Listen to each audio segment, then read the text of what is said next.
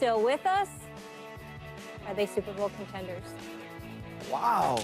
I was really hoping Stephen A. or Max got to go first. I'll go first. Okay. I'll go first. You get your Cowboys colors on today. I go first. These are not really Cowboy colors, not to me anyway. Put the camera on me, please, because I want to make sure that I'm clear. And I shouldn't have to ask y'all to put the camera on me when it comes to what I got to say about the Cowboys. Where's the light? I want to make sure it's on. Light's not working, but it's all right. You're on camera. I am. Hell no. I want to be very, very clear. No. All right, now. Ezekiel Elliott has been very impressive. I got nothing to say about him. 4 consecutive games for 130-plus rushing yards, plus you go against the #1 rushing defense in the NFL yesterday, and you handle your business the way that you did. Major, major props. I like Dak Prescott a lot because the Dallas Cowboys finally have a backup who's really a starter now because Tony Romo's going to be the backup as far as I'm concerned before he gets traded, if he gets traded. But we'll see. This defense, as impressive as they were yesterday, as impressed as I was with what I saw from them in terms of rushing 3, rushing 4, dropping 7 or 8 dudes back into coverage, containing Aaron Rodgers in the pocket, giving him a little bit too much time to throw, but basically frustrating him because receivers weren't open and what have you, because you had so many people back in coverage. As impressed as I was for this defense, this ain't the defense like when Dallas won the Super Bowl in 1995. I mean, I'm still wondering about the playmakers. I remember Prime Time was on there. I remember Darren Woodson was on there. I remember some dude named Larry Brown, not the coach Larry Brown I just finished alluded to. Some dude named Larry Brown who lucked up because Neil O'Donnell decides to forget how to throw a damn pass and throws an interception to give the Dallas Cowboys the Super Bowl. Charles Haley and Leon Lett and those crew. I don't see those dudes on this defense. I believe that Dallas, here's what I think Dallas has done very, very, very effectively. And nobody has brought this up. Most teams win the coin toss, they give up the football. That way they ensure they'll get it to begin the second half.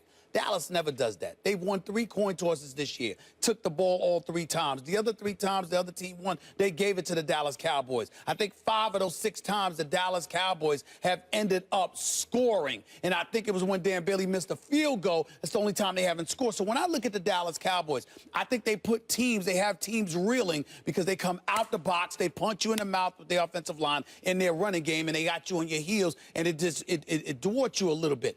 But I think ultimately the better offensive teams are going to make noise, and ultimately they will return the Dallas Cowboys. I'm not saying they're mediocre anymore because I'm willing to concede they're better than that. But Super Bowl contenders, hell no. Okay. I'm not giving that up to them. Let me clean you up as usual. If the playoffs started today, they would have to be considered contenders. Better contenders than Seattle or Minnesota in the NFC? No. But contenders, yes. So you give me 2 teams that's right in the same conference is automatically ahead of them. Well, are they contenders? That means they ain't even get to the NFC Championship game, but that's what you want to label as contenders? Top 3 contenders to win a Super Bowl. If the playoff, I wouldn't put them against Atlanta. I wouldn't put them. Yeah, I'd say that right. So but that's 3 I gave you. So if they're one of 4 teams even, that makes them contenders if the playoffs started today. But the NFL has a season where the same team you have week 6 is not the same team week 17. It's just different teams. We don't know what they're going to be yet. In terms of their defense is okay. They're impressive because they're better than we thought they'd be. But is it really the defense or is it the offense? If you have a ball control offense that wins time of possession every single week, I mean, Ezekiel Elliott got off to, I thought, a slow start, but has been excellent since then, although it's not like, wow, he's breaking all these tackles. They're not touching him for 10 yards. There are holes, and he's showing acceleration. Take nothing away from him. He's a really good running back, at least, running behind the best offensive line in football. So they're controlling the time of possession. They have a quarterback who doesn't turn the ball over. So the defense isn't really on the field that long. How do you score on their defense when you never get the ball? That's why the defense looks as good as it does generally, which is about average. They're probably something less than that in reality. If the playoffs were to start today, they'd have to be considered contenders. Well, we knew what you were going to say, and you did clean it up well. If the playoffs started today with these teams the way they are, even without Dez Bryant, the Dallas Cowboys are the team I feel has the best chance to beat all the teams in the NFC. And it's for many of the reasons you said, Max. It's about ball control. Why does Minnesota beat teams right now? Because of defense, because people have to drop back and pass and try to block that line. Well, they have an offensive line that can block them. They have an offensive line that can move them, right? So you go there immediately, your game plan is different because of the way Dallas runs the ball. The Seattle Seahawks, they're good. They're not great. They're not the same defense that you would be scared to go play against on Sundays. Their team is different. The Atlanta Falcons, I think that team is the team offensively that would stress the Dallas Cowboys the most. But do you trust that defense play in and play out to stop this offense? To me, they're right there behind the Minnesota Vikings as the team to beat in the NFC right now.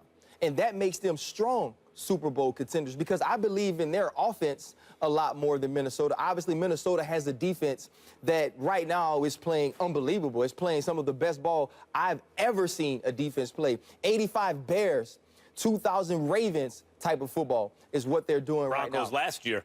Broncos last Super Bowl year. rolled Okay, around. now so we're gonna just keep naming. There was one. Well, on Broncos are right ESPN there last year. 2008. We keep missing that team, but I digress. I digress. But so what I'm saying is I believe in the Dallas Cowboys. I believe that as long as Jerry Jones doesn't mess it up, if injuries don't take out key players offensively more than defensively. Defense is about scheme. Like you said, defense is about playing off of this offense. If Ezekiel Elliott's healthy, if they make the right decision at quarterback when Tony Romo comes back, if Dez Bryant's able to come in and contribute, because now we see they can move the ball around. And we watched Dak Prescott drop dimes yesterday. The pass to Bryce Butler in the corner, that's not a rookie, let me protect you throw. That's a go get it, big boy. I'm going to sit over here and watch. Beautiful pass. And so when you look at this team and the way they progressed each week, it's even defensively. Aaron Rodgers is not the same Aaron Rodgers, but they made him look like a bad Aaron Rodgers in Lambeau Field. To me, this is a team that we can look at playing in the NFC Championship, and once you get to that point, once it's late in January, and you have an offensive line and a team that can move the ball and control it like this. But the O-line is this the only team has an advantage they have opportunity. over Seattle. Seattle got the advantage. All right, Coach, quarterback, everywhere Do I have else. to listen to any But more of this also, love too, affair between y'all? Can I chime Seattle, in? I we're mean, not scared of any of those wide receivers. Doug Baldwin has been balling. Yeah, we understand. Ram too. We get it. We get it. We get it. My point is this. Y'all make me sick sometimes. I swear, man. This love affair to Dallas, y'all just make me sick. Let me say something. First of all, nobody loves the Dallas Cowboys. Oh, yeah, you do. I mean, please. Right now, they're the girl that comes back to the 20th reunion. Let me tell you something. She wasn't getting it in high school. Okay. I mean, I have to think about that analogy, but we'll investigate we've been dogging that a them little for the later. last 3 Let me say years, this to you. 12 and 14 Let me say years. this to you. Minnesota Vikings, top-rated defense, top 5 against the run. Seattle Seahawks, top 3 defense, top 5 against the run.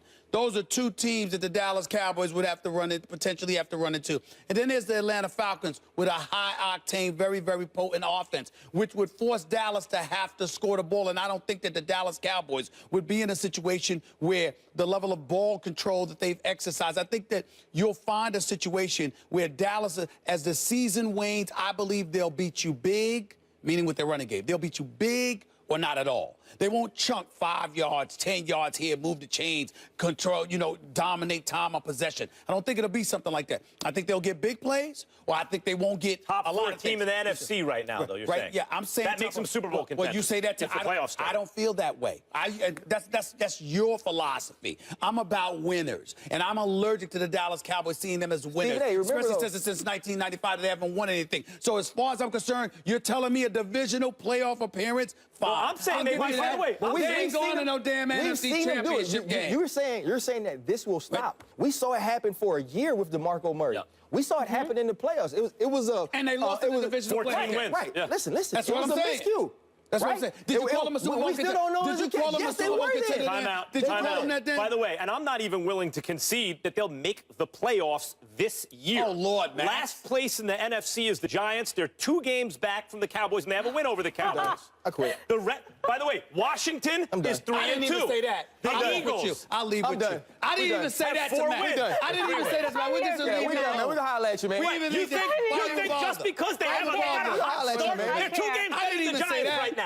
The NFC I didn't even say that. I didn't even say But I that. care. According to FPI, ESPN's Football Power Index, the Cowboys have the 3rd best chance of winning the Super Bowl behind the Vikings and the Patriots. Good times. Very well done. no applause. No. They got to earn their stripes. By the way, What? we gotta I need to see some of the ladies out there in these videos. Yes. Remember, you're gonna have a male and a female Yes, winner, so I need to females, see some stand up. ladies up in there as well. We know we've got viewers. All right. We want to see from them. I'm with Well, you. Thank listen. you for calling that out.